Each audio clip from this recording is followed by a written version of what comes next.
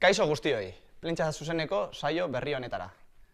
Gaurkoan, Ezbaian taldeko bi kide izango ditugu. Talde honek, gaztetxean, eztabaidak, berbaldiak, hitzaldiak antolatzeko asmoa daukate.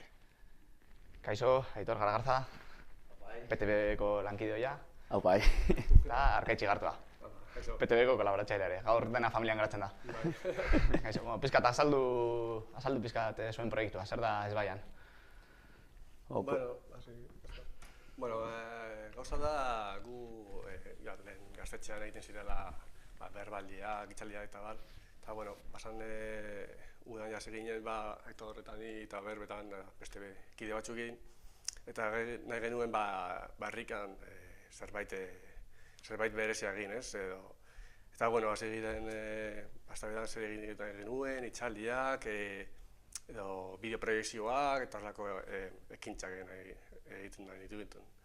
Eta, hasi ginen berba egiten, eta, beste pertsonakin lotuta, hasi ginen gaztetxea txukuntzen.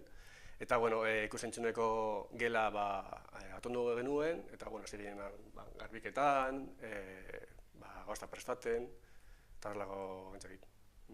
Ikusten genuen zentzu baten azkenean hitzaldi edo egiten ziren mai inguru horietan gutxi gora bera askotan topatzen ginela pertsona desberdinak, nahiz eta kuadrilla desberdinetakoak izan eta dana topatzen ginen leku horietan eta zan pertsona atzu gustatzen zitzaigula holako mai inguruetara joatea. Orduan ikusten genuen igual ordura arte gaztetxeko asanbleak antolatzen zuen eta esan genuen zergatik ez dugu sortzen talde berezi bat holako gauzak antolatzeko eta espazio hau dinamizatzeko eta gaztetxeak bere gain ez hartzea sama lankarga guzti hori. Nahiz eta izan jende bat, igual gaztetxetik ibiltzen ginela, baina ez geunden gaztetxeko asanbladan, esaten genuen, goazen dinamizatzera hau. Eta hori Erkaitzek esan duen moduan, hasi ginen ikusentzunezko gela txukundu genuen, margotu, jarri ditugu kuadro desberdin batzuk, proiektore bat erosi, eta hori asmoa da hori. Jarraitza egiten mai inguruak formatu desberdinetan, mai inguruak hitzaldiak zuzenean edo ikusentzunezko euskarriak erabiltzea. Eta eztabaida piztu eta gai oso desberdinak jorratu. Ulertzen dudangatik, gaztetxean lan egiten duen talde bat da, eta baina zein da talde honen helburua? Hausnarketa kritikoa sortu, gure jendartean dauden gai desberdinen inguruan hitz egin, hausnartu edo hien inguruan hausnarketak bultzatu eta baita ez bakarrik hausnarketak gelditzea gure taldean, baizik eta hausnarketa horiek izatea kolektiboak jendea etortzen denean mai inguruetara. Orduan da pizkat hausnarketa, formakuntza, beste ikuspegi bat emon, ikuspegi kritiko bat azaldu eta eukitzea baita ekartzea jende referentea eta izatea erakargarria jendearentzako ere hitzaldi edo mai inguru horiek. Batez ere nahi genuena zen, gaur egun bilpien dagoen gai batzuk lantzea eta adibidez lehen hitzaldua esan zen Altsasuko kide bat etorri zen, Altsasuko egoera azaltzera. Altsasuko gertakarien bere ikuspuntetik ikustea. Gero, azkenengoa izan da, Mikel Zuluaga etorri dela, Grezian atxilotutako aktivista hori zen, eta gai mota asko landu nahi ditugu, eta Gaia nitzak jorratzen dira. Zenbat eta gaia, Aitor, ulertu dizut, nahi dena da jendea gerturatu ez, erakarri, nolabait. Zerbait egiten ari da zentzu horretan, zezan nahi duzu gaur egun kartel bat jartzen duzu, hori... Azkenean, pizkat bilatu nahi den alde batetik pilpilan dauden gaiak, adibidez kasu honetan ekarri genuenan Altsasukoa edo aurkezpena egin genuen Mikel Zuluagarekin eta ikusten genuen errefuxiatuen gaia zegoela pilpilean, justo pertsona hau Begoñarekin ere atxilotu zuten Grezian eta oihartzun handiko ekintza bat izan zen.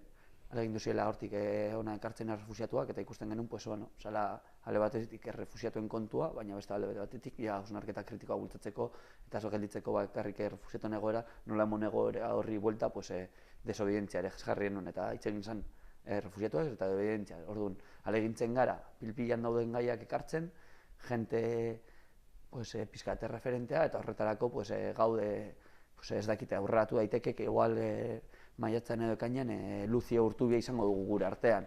Igual ez da inbeste, azkenengo urteetan asko hitz egin ari da berataz. Ezaguna den pertsona bada, bai. Eta baita komentatu genuen, oraindik ez daukagu lotuta, baina ekartzea Krisalia eta justo gertatzen ari da, eta generoaren kontuarekin ibiltzen direnak ez daukagu lotuta data bat, baina justo ikusten ditugun gai desberdin horiek joatea. Gaina autobusaren polemikarekin, gehiago. Bai, baina jendea nola erakarri, esan nahi dut, zuek hitzaldi bat antolatzen duzue, ate joka ibiltzen zarete, edo email bitartez egin duzue... Orain arte egin zana zen, sare sozialetan jartzen zen, kartela jartzen genituen, gero hausagokoa egiten zen, baina adibidez gure aurkezpenerako erabaki genuen gonbiapen batzuk egitea gure aurkezpena zelako. Eta adibidez deitu genion ongi etorri errefusatuei, araldikoei deitu zitzaion, gero... Izanik, eta Jangai, eta gonbiatu zen Plentzi eta Gorrezeko alkateei, Plentziko alkatea datorre zen bakarrik, eta beste alderdi politikoei ere gonbiapena oketa genion, gure guzpuntetik arrakasta izan genuen eta nahiko ondo gan zen.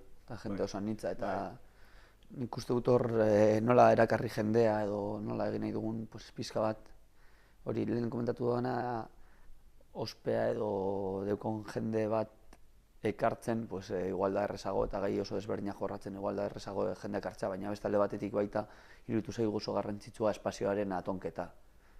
Eta hori zentzu baten zen horretarako espazio atsegin bat sortu, jendea sentitzen den eroso, joaten denean hitzaldi bat ikustera, esatea ze ondo dago espazio hau, ez eukitzea hotzik, berogailu batzu jarri dira. Garrantzia handia eman zaio espazio... Bai, espazioaren antolaketari eta estetikari. Lehen aipatu zuen ikusentzunezko gela hori. Lehen nahiko hotza zen, bakarri temperaturan, eta hotza zen generalean. Apurra triste zen, eta orain eduki duguna erontzuna oso positiboa esan da. Jendeak asko eskertu dugu, nahiko baikor gauz, zentzu horretan bai, oso ondo. Eta ikusentzunezko gela tondu dugu, guk igual egiten dugu dinamizazio lana hori ez bai taldearekin, baina ikusentzunezko gela herriko edo nork erabili dezake hitzaldi bat edo mahai inguru bat antolatu nahi badu. Bale, ez da bakarrik ez baian erabiltzeko baizik eta... Bai, jende nahi duen oro. Normala denein. Gela prestatuta dago, herrik nahi duen pertsona batek edo talde batek zerbait egin nahi badu, prestatuta dago. Proiektore bat dago, bosgorailu bat dauz, aurkia eta lekua da oso beran, prestatzen ditugu gure hitzaldia, gure mahai inguruak edo dena delakoa, eta horretaz gain arduratzen gara espazioaren espazio batzuk mantentzen, baina hortik garatago jendeak erabili dezak, ez dago arazorik. Pizkat ez baian taldeari bueltatuz, talde hau ez dakizen maiztasunakin biltzen zareten edo, baina talde ireki bat da, jendea gonbidatzen duzue, dinot gauza hauek antolatxereko bidean, esan nahi dut. Bai, taldea mundu gutxi irekita dago. Bai, badakigu orain 6-7 pertsona gaudela oratzean, eta noiz behinka batu den gara, eta esaten dugu, datorren astean batzen gara, eta azten gara horrengo gerako preparatzen. Azten gara, inbar dena antolatu, hitz egin, gero horrelago datak etortzen direnean, azten gara lanak banatzen, eta azten gara apurke danon artean zerbait egiten, bultzatzeko. Eta nik uste dute norbait parte hartu nahi badu onena izango litzatekeela justo gure gana jo, edo ezagutzen badu beste kideren bat, edo bestela igual Facebooken biek gaztetzeko galdetu, ze ez daukagu mazteasun bat biltzeko. Bai, igual batzutan batu izan gara gehiago, beste batzutan gutxiago, baina gure asmoa zen hasieran ez eukitzea kriston lankarga eta bilera pilo bat, baizik eta izatea zerbait eramangarriagoa. Ikusten genuen, gutako batzuk gaudela maika saltzetan, beste batzuk lana kontuagatik ere batzutan ezin dute. Lanak gauza limitatu egiten dut, zaitik lau lanean bagauz, beste biak konpentzen dute zerbait, edo Azkenean ordua adostu dugu, zenbat pertsona gauden hor moraltzen gara, eta bueno, gehin bat batzen gara, eta bueno, zerbait ja konkretuten dago. Eta komunikazioaren garai honetan, non esaten den sobreinformazioaren garaian bizi garela, internet, bai egunkariak, mass media guztiek eta hori, zer eragina eduki dezake ezbaian bezalako talde batek? Niot iritsi alorretik edo, jendearengan. Ez dakit. Claro. Ez da galdera erreza, Ez, bueno, gu badakigu, talde txikia gara, baina gu nahi genuena da zenbat eta zarata gehiago egin orain, gero guretzat lana errazago izango da. Zergatik, gu orain adibidez itxaldi potente batzuk egiten baditugu, jendea animatu egingo da. Eta horrek zarata egingo du. Eta azkenean gu nahi genuena hori izan, zenbat eta jendea gehiago animatu etortzea, ikusentzuneko gela ezagutzea, edo gaztetzen ezagutzea, eta hori izan arrazoi bat. Eta, ideia be bazen gauza potenteekin hasi, eta gero gauza lasetzen badoa, adibidez, jendea esatea, bagoaz horrengo txaldira ia zer egartzen duten ezbaiakoak, edo horrela gauzan ideia bai bat. Hori da, eta batez ere, nik uste dut dela oso garrantzitsua eta ideia hori barneratu behar dugu. Gu asmoa da kontzientzak astintzea. Kontzientzak astintzea eta egotea oro hausnarketa baten, dena zalantzan jartzen eta pixkat hori. Baina da oso garrantzitsua azkenan, imaginatu, 40 pertsona etortzen dira itzaldi batera. 40 pertsona horiek itzalditik ateratzen direnean doaz etxera, tabernara, kirola egitera, eskolara edo dena delakoa. Eta hor, normalean, zure barne lan egiten duzu entzundakoaz eta eztabaidatuakoaz, baina gero igual lasten zara zure lagun batekin hitz egiten, edo beste norbaitegaz. Eta hor nik uste dut hori, transmisio hori ere oso garrantzitsua da, gero, landu ditugun gai horietatik haratago, jende multzo handiago batera heltzeko.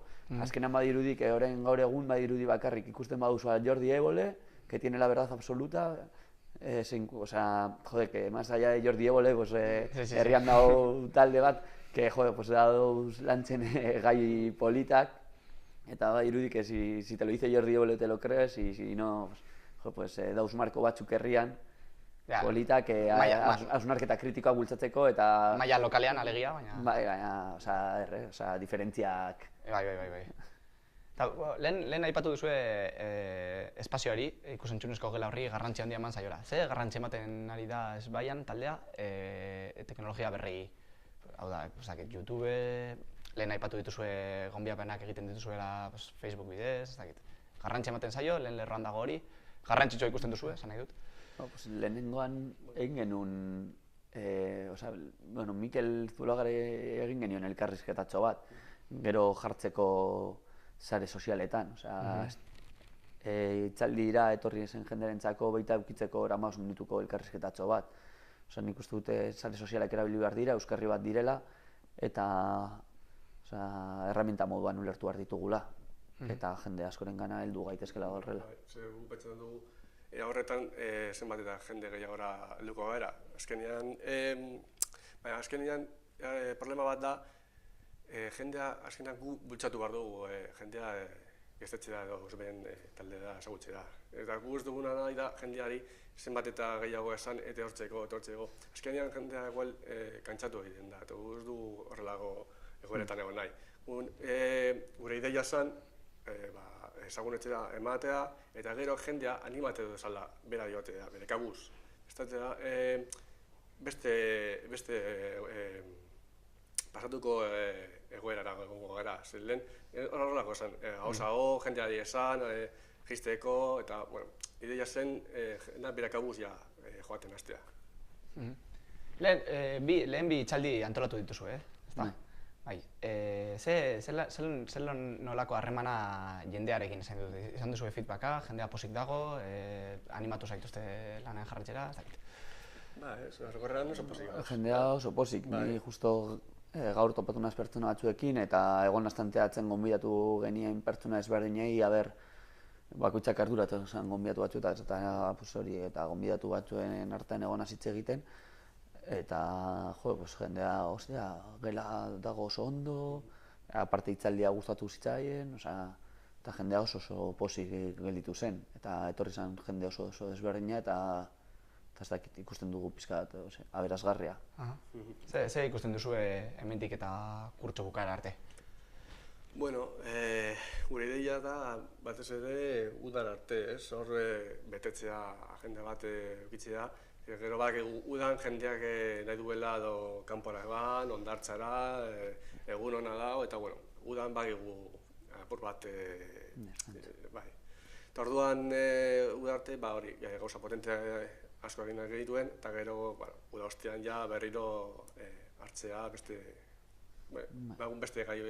gaiekin, hasteko. Eta nik uste dut, ez dakit, jendea ikusten badu, gainera egin izan nahi duguna ez da kargatu astero hitzaldi bat, astero, esan dugu, guazen hilabetero bat egitera, hilabetero bat potentea, eta nik uste dut jendea hartzen badu ohitura esaten du, aber zer dago hilabete honetan.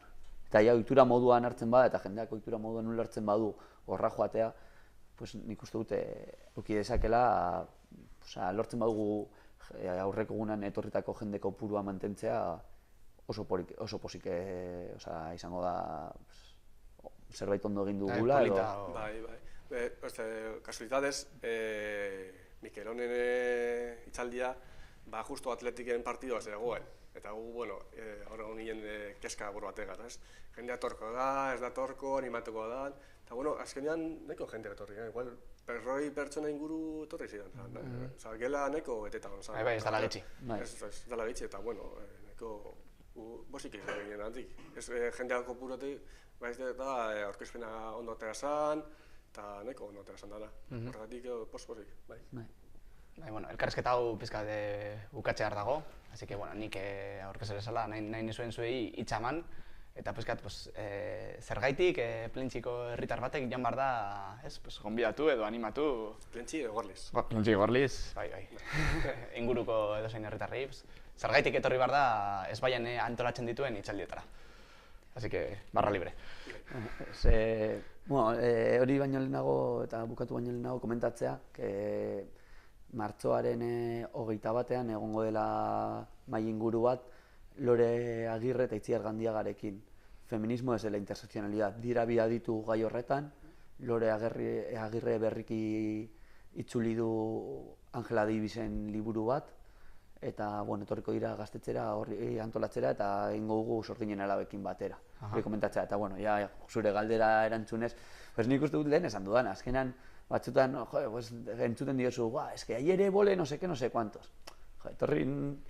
Etorri gaztetxera Ezbaian antolatutako mahai inguruetara, eta igual baita asko ikasiko duzu, gauza asko zalantzan jarriko dituzu, eta ez espero bakarrik Jordi Ebole kontatzea, badaude 11 jende dagoela hainbat gai jorratzen oso interesgarriak, hor dekozu aukera pizkat baita da alduntze prozesu bat aurrera emateko. Aitorrek esan duenez, hori. Jendea animatzen dugu etortzea da, Ezbaian taldea ezagutzea, gaztetzea ezagutzea, eta esaten zuen bezala. Gu irekita gauz, etorri nahi duenak gaztetxera, eta ideia edo planteamendu bat badako, gurekin hitz egin aldezake, eta hitzaldiren bat, edo berak nahi duena, interesgarria bada gaztetxearentzat eta danontzat, problemarik. Ez bakarrik hitzaldietara etortzea, baizik eta parte hartzera. Parte hartzera eta ideia baditu, badoz. Ederki. Placer bat izan da zuek biok hemen egotea, zuen etxeare baden honetan, eta mila esker etortzeagatik, gauzak ondo esposatzeagatik, eta horrengo batera arte. Eta zuei eskerrik asko horregoteagatik, jarraituko dugu Plentzia zuzeneko saio hauekin, así que egon adi. Mila esker.